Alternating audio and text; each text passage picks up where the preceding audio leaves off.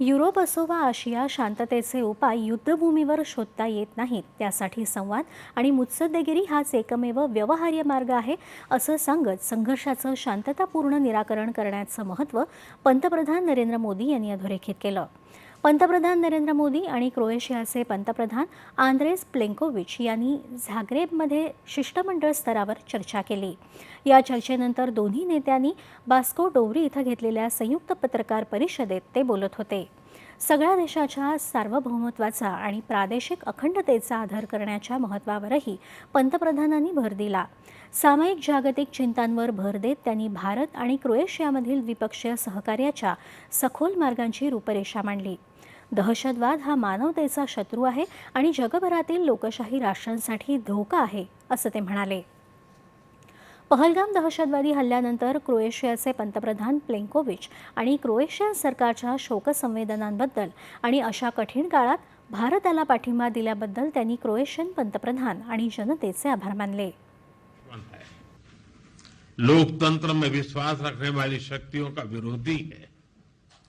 22 अप्रैल को भारत में हुए आतंकी हमले पर संवेदनाओं के लिए हम प्रधानमंत्री जी और क्रोएशिया सरकार के हार्दिक आभारी हैं.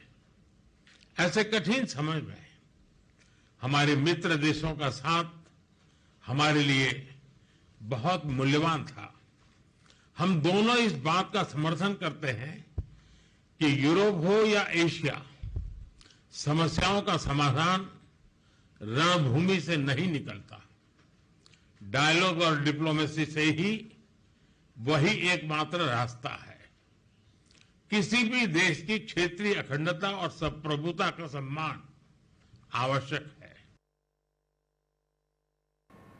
उभय नेत्यांनी द्विपक्षीय व्यापार वाढवण्यावर आणि विश्वासार्ह पुरवठा साखळी निर्माण करण्यावर सहमती दर्शवली. औषध निर्माण, कृषी, माहिती तंत्रज्ञान, स्वच्छ आणि डिजिटल तंत्रज्ञान, नवीकरणीय ऊर्जा, सेमीकंडक्टर यासह अनेक क्षेत्रांमध्ये सहकार्य वाढवण्याची घोषणा पंतप्रधान मोदी यांनी यावेळी केली. जहाज बांधणी आणि सायबर सुरक्षेतील सहकार्यही बळकट केलं जाईल. तसंच संरक्षण क्षेत्रात दोन्ही देश संयुक्त प्रशिक्षण, लष्करी देवाणघेवाण आणि संरक्षण उद्योग सहकार्याचा समावेश असलेला दीर्घकालीन संरक्षण सहकार्य आराखडा तयार करतील, असं पंतप्रधान मोदी यांनी सांगितलं. दोन्ही देशांनी त्यांच्या शैक्षणिक संस्थांमधील संयुक्त संशोधन आणि सहकार्यावर भर दिला आहे आणि भारत क्रोएशियासोबत आपला अंतराळ अनुभव सामायिक करेल, असं ते म्हणाले. ऐतिहासिक और मनमोहक धरती पर जिस उत्साह, आत्मीयता और स्नेह से मेरा स्वागत हुआ है, उसके लिए मैं प्रधानमंत्री जी और क्रोएशिया सरकार का हार्दिक आभार व्यक्त करता हूं. त्यांनी क्रोएशियामध्ये योगाभ्यासाची व्यापक लोकप्रियता आणि स्थानिक उत्साहाबद्दल कौतुक केलं. 21 जून रोजी होणारा आंतरराष्ट्रीय योग दिन क्रोएशियात मोठ्या उत्साहात साजरा होईल, असा त्यांनी विश्वास व्यक्त केला.